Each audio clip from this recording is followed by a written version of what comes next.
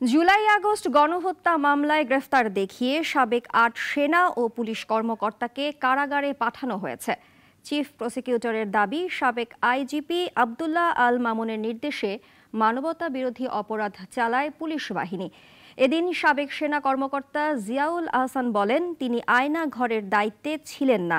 শুনানি শেষে তদন্ত ১ মাসের মধ্যে শেষ করতে বলেন আদালত। জুলাই আগস্টে দেশ জুড়ে যখন গণহত্যা হয়, সে সময় পুলিশের প্রধান ছিলেন চৌধুরী আব্দুল্লাহ আল মামুন।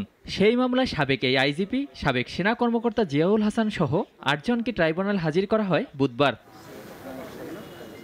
গণহত্যায় চৌধুরী মামুনের কমান্ড কিভাবে পুলিশ সদস্যের হিংস্র করেছে তা তুলে ধরেন চিফ প্রসিকিউটর। এরপর এনটিএমসির দায়িত্বে থাকা সাবেক মেজর জেনারেল জিয়াউল হাসান কিভাবে ইন্টারনেট বন্ধ করে গণহত্যা চালাতে সাহায্য করেন তার বর্ণনা করেন তিনি। এ সময় জিয়াকে বসনিয়া হার্জেগোভিনার কসাই রাদোভান কারাদিসের সঙ্গে তুলনা করে তদন্ত সংস্থা।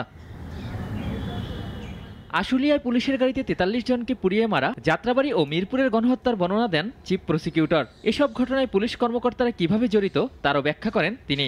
এরপর এই ৮ জনকে গ্রেপ্তার দেখিয়ে কারাগারে পাঠানো হয়। সমস্ত ডিজিটাল এভিডেন্স, লাইভ এভিডেন্স এমনভাবে আমরা আদালতের সামনে প্লেস করব, ক্রিস্টাল ক্লিয়ারভাবে অপরাধীরা জানতে পারবে তাদের কি অপরাধ ছিল। গোটা বাংলাদেশ, গোটা দুনিয়া দেখবে এই বিচারটা স্বচ্ছ এবং ফেয়ার হয়েছে। সেই ধরনের এভিডেন্স প্রিপেয়ার করার জন্য আমাদের যুক্তিসঙ্গত সময় দরকার। আমরা ২ মাস চেয়েছিলাম, আদালত ১ মাস সময় দিয়েছেন। এজলাসে হাউমাউ করে কেঁদে ওঠেন গুলশান থানার সাবেক ওসি মাজহারুল ইসলাম। বলেন, ন্যায় বিচার চান তিনি। ট্রাইব্যুনাল বলেন, ন্যায় বিচার পাবেন তিনি। তবে বাকিদের চুপচাপ থাকতেই দেখা যায়। তার নেতৃত্বে কতগুলো হত্যাকাণ্ড হয়েছে আমি নাম ধরে ধরে বলেছি, আরও হত্যাকাণ্ডের বিবরণ আসছে।